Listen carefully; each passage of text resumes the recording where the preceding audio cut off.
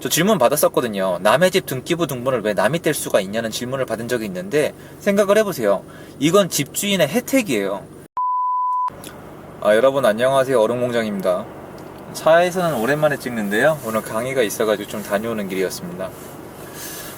제가 요새 한 2등을 6번 정도 한 것 같아요. 힘이 많이 빠지네요. 여러분도 기운 차려주시고요. 여러분, 그리고 요새 제가 종종 듣는 얘기인데, 제 채널을 약간 어떤 전문적 지식을 얻기 위해서 오시는 분들이 꽤 있는 것 같아요. 근데 전문적 지식이 저는 큰 도움이 안 됐거든요. 제 인생 바꾸는데. 잘 생각해 보세요. 전문적 지식을 얻고자 하는 것 자체가 이미 학교 교육의 연장이에요. 전문적 지식은 익히는 거지 누가 얘기해줘도 들어가지고 바로 적용이 잘 안 됩니다. 근데 그건 제 의견일 뿐이고, 뭐 또 제가 알려드릴 수 있는 건 알려드리는데, 제가 아무래도 제 강의가 따로 있다 보니까 어느 정도 제한은 있는 것 같아요. 오늘은 문득 그 얘기를 해드리고 싶더라고요. 물권과 채권이라 그러죠. 물권, 채권 들어본 적 있으시죠? 물권, 채권이 자본주의에서는 정말 중요하거든요, 여러분. 물권과 채권의 차이를 아시면은 인생의 방향을 정하는 데 도움이 많이 되세요. 제가 미리 정답을 알려드리지만 인생 자체가 물권에 집착하시는 게 낫지 채권은 거기서 거깁니다. 여러분, 물권은 일단 생소하니까 채권부터 하죠. 채권은 여러분이 많이 들어봤죠. 채권은 뭐냐면요, 한 개인이 다른 개인과 약속을 하는 거예요. 부동산 거래를 해요. 제가 어떤 제 친구랑 아파트를 서로 사고 팔기로 했어요. 그 친구의 아파트를 제가 사는 거예요. 그럼 계약서를 썼죠. 그건 채권이에요. 약속이란 말이에요. 여기서 한 가지 문제점이 생겨요. 제가 만약에 이 친구한테 돈을 다 나면, 그러니까 대금을 완납하면은 소유권 이전 등기에 대한 어떤 요청을 할 수가 있거든요. 그럼 소유권을 넘겨줘야 되는데, 만약에 이 친구가 제가 돈을 다 냈는데 소유권을 안 넘겨주는 거예요. 그러면 그때 저는 누구에게 소유권을 넘겨달라고 얘기할 수 있죠? 예, 이 친구예요. 이 친구가 아닌 다른 누구에게도 이 소유권을 넘겨달라고 얘기를 못해요. 자, 이번에 다른 친구랑 제가 돈 거래를 했어요. 제가 친구한테 2천만 원을 빌려줬습니다. 이 친구가 안 갚는 거예요. 그래서 제가 걔네 아빠한테 가서 물어봤어요. 아드님이 돈을 안 갚는다. 사기다. 돈 돌려달라. 그 아버님 뭐라 그래요? 내 아들이랑 있었던 일을 왜 나한테 그러냐. 난 못 돌려준다. 걔랑 일은 걔랑 해결해라. 이게 채권이에요. 자, 여러분 지금 회사에서 일하시죠? 고용계약서 쓰셨을 거예요. 그거 채권이죠. 여러분이 근무를 하고 월급을 받기로 약속한 거잖아요. 근데 이게 회사가 월급을 안 주는 거예요. 그럼 일단은 누구한테 뭐라고 해야 돼요? 이거는 회사한테만 따질 수 있어요. 밖에 누구한테도 따질 수 없어요. 밖에 도움을 받는 거는 국가라는 시스템이 있어서 가능한 부분이 있는 거지 남한테 따질 수 있는 건 아니에요. 채권입니다. 회사가 여러분을 회사에서 그만 나가라고 했어요. 누구한테 따질 수 있어요? 회사한테만 따질 수 있어요. 다른 사람한테 따지면 안 돼요. 법에 위촉되는 건 국가라는 시스템 때문에 가능한 거예요. 여러분이 하는 대부분의 것은 채권이에요. 친구랑 약속도 채권이고 모든 건 채권이에요. 채권의 제일 치명적인 요소 중에 하나는 그 채권을 맺은 계약, 당사자 외에는 그 누구에게도 그 권리에 대한 행사나 책임의 여부를 물을 수 없다는 거예요. 그게 채권이에요. 그러니까 채권은 확률적으로 사기당할 확률이 좀 더 높아요. 왜냐면 이 사람이 약속을 이행하지 않으면 방법이 없거든요. 여러분이 전세를 들어가셨는데 집주인이 만약에 전세금을 안 돌려줘요. 이건 채권, 약속을 어긴 거죠. 그럼 어떻게 하면 되죠? 꼭 이사 나가야 되면 임차권 등기한 다음에 소송을 걸어야 돼요. 그죠? 보증금 반환 소송을 한 다음에 한 6개월 걸리거든요. 그 다음에 가압류 걸고 강제경매를 거는 거죠. 시간도 소요되고, 그리고 내가 직접 뛰어야 되고, 난 잘못한 게 없는데 손해를 입어야 돼요. 이런 것들이 채권이에요. 자, 여러분, 그럼 채권 얘기는 실컷 했고요. 채권은 쉽죠. 그냥 누군가랑 약속한 거고요. 그 책임은 걔한테밖에 못 물어요. 그래서 사기를 당해도 이 사람을 잡았는데 돈이 없어요. 무자력이라고 그러거든요. 무자력이면 받을 길이 없어요. 여러분, 한국에서 돈 거래했는데 돈을 뜯겼어요. 근데 이 사람을 잡았어요. 근데 이 사람이 돈이 없어요. 그럼 어떻게 되죠? 못 돌려받아요. 많은 분들이 돈을 빌려간 사람은 약자고 돈을 빌려준 사람은 이자를 받으니까 나쁜 사람이라고 얘기 많이 하는 거 저도 알아요. 교육을 그렇게 받으니까. 근데 여러분, 돈을 안 갚는다고 쳐봐요. 돈을 안 갚아요. 그럼 어떻게 해야 돼요? 당연한 거예요. 돈을 안 갚아서 이 사람을 잡았는데 돈이 없어요. 그럼 또 못 받아요. 이게 채권의 약점이에요. 채권은 그 책임이 당사자에 국한되기 때문에 그 이상도 그 이하도 아니에요. 근데 물권은 뭐냐? 물권은 여러분 채권이랑 달라요. 아주 쉽게 정리를 해드릴게요. 채권은 그 계약에 대한 어떤 여러 가지 영향력을 그 사람한테밖에 못 물어요. 근데 물권은 모두에게 물 수 있어요. 모두에게 주장할 수 있고 모두에게 물어볼 수 있어요. 예를 들어 드릴게요.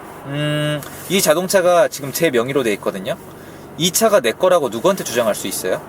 네, 이 세상 모두에게 주장할 수 있어요. 물권입니다. 소유권, 물권이에요.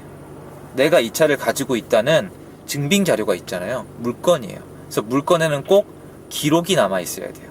물론 100%는 아니에요. 예중에 뭐 알고 보시면 유치권도 있고 뭐 점유권도 있고 이런데 어쨌건 일단은 등기가 돼 있다, 표식이 돼 있다고 생각하시면 돼요.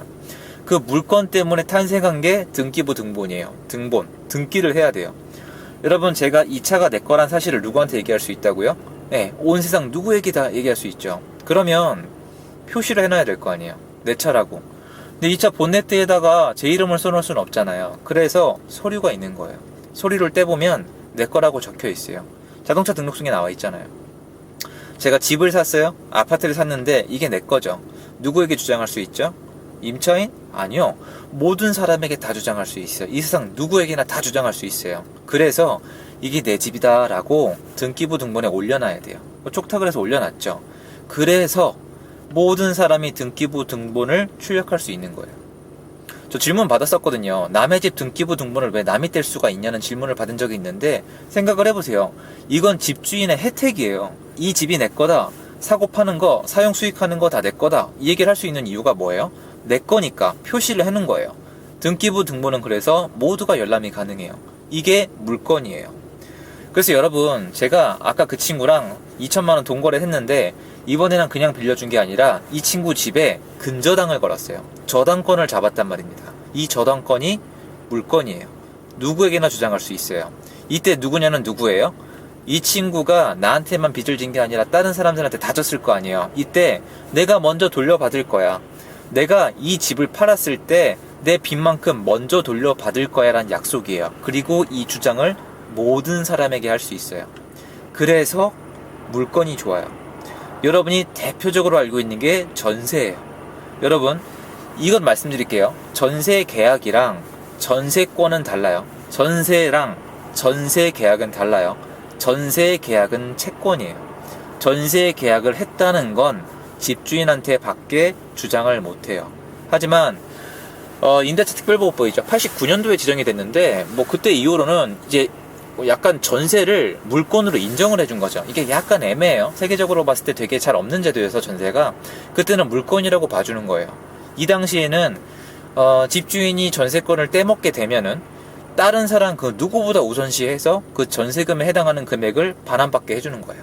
재밌죠? 그게 물권화 해주는 거예요. 여러분, 그리고 이 전세를, 이 전세 계약에 있는 전세란 이 요소를 전세권, 물권으로 바꿔주기 위해서 꼭 필요한 게 전입신고예요. 그걸 대항력이라 부르죠. 대항력. 대항한다. 맞서 싸운다는 거예요. 남들이랑. 누구랑 맞서 싸워요? 이 집주인이 빚을 많이 져서 망했어요. 그럼 도망 다닐 거 아니에요. 그럼 이 사람한테 서로 빚을 받으려고 막 난리를 치죠. 그때 싸울 수 있는 거예요. 야, 나도 얘한테 돈 빌려준 거 있어. 근데 너넨 채권이지? 난 전세권이야. 내게 확실하지? 내 거부터 받을 거야. 내 거부터 달라고 법원에 소송도 없이 바로 할 수 있어요. 왜? 물권이니까. 물권은 누가 인정해준다? 세상 모든 사람이. 그래서 대항력이 꼭 필요해요. 최초 근저당, 최초 돈에 관련된 어떤 권력보다 먼저 앞서서 전입신고를 해놓으시면 돼요. 그리고 여러분이 많이 착각하시는 게 전입신고라면 대항력이 생겼죠. 그리고 확정일자라는 걸 받아요. 많은 분들이 확정일자에 집착을 하시는데 확정일자도 중요하지만 제일 중요한 건 대항력이에요. 대항력의 중요성은 확정일자에 비하면은 훨씬 더 중요해요. 확정일자는 뭐냐? 나중에 경매에 넘어가서 빚잔치 할 때 먼저 법원으로부터 배당금을 받을 권리에 불과해요.